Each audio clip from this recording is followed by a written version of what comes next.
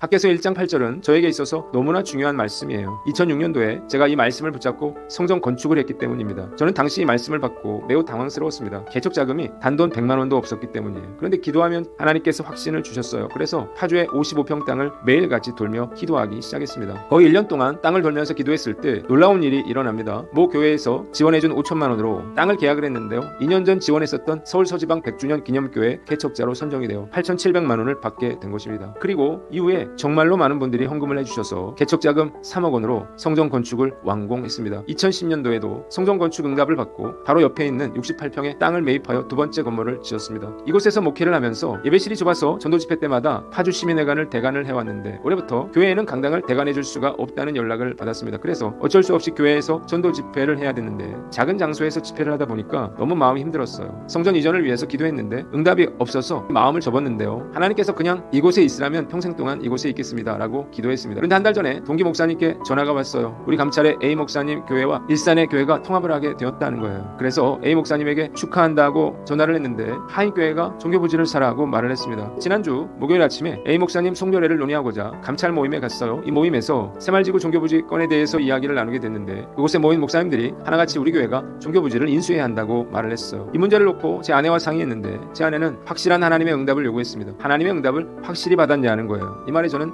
대답하지 못했습니다. 짐작만 했지 확실한 응답을 받지는 못했기 때문이에요. 건축 문제를 놓고 많은 고민을 했습니다. 처음엔 하나님께서 저에게 이런 기회를 주셨다고 생각하니 즐겁고 행복했지만 이후에 해결해야 할 일들을 생각하니 정말 마음이 녹아내렸습니다. 문제는 요즘 깊이 있는 기도를 하지 못하고 있었다는 거예요. 그런데 지난 수요일 아침에 새벽 기도를 마치고 아내가 올라간 후에 오늘은 큐티보다 기도를 하고 싶다는 마음이 들었습니다. 성전 건축을 위해서 기도하는데 문득 하나님께서 저에게 이미 응답을 주셨다는 생각이 들었어요. 하나님께서 고레스 칭령을 통해서 유다 백성들에게 바벨론을 떠나 예루살렘으로 가서 성전을 건축하라는 말씀을 이미 깊이 묵상하고 있었기 때문입니다. 하나님 너무 두려워요. 부르짖었습니다. 이때 놀랍게도 하나님의 음성이 제 마음속에 들려옵니다. 나는 여호와로라. 갑자기 눈물이 폭풍처럼 흘러내리기 시작했습니다. 저는 제가 두려워하는 이유가 무엇인지를 분명히 알게 됐어요. 제가 두려워하는 것은 돈 문제도 아니고 상황의 문제도 아니고 힘듦의 문제도 아니었습니다. 하나님의 보호하심과 인도하심을 신뢰하지 못하는 저의 믿음 없음 때문이었어요. 저는 회개하며 뜨거운 눈물을 흘렸습니다. 그리고 제가 해야 할 일은 어떤 어려움이 있어도 두려워하지 말고 말씀에 순종하여 성전을 건축하는 것임을 깨달았습니다. 한동안 편하게 목회하면서 하나님께서 전지전능하신 하나님이심을 잊고 있음을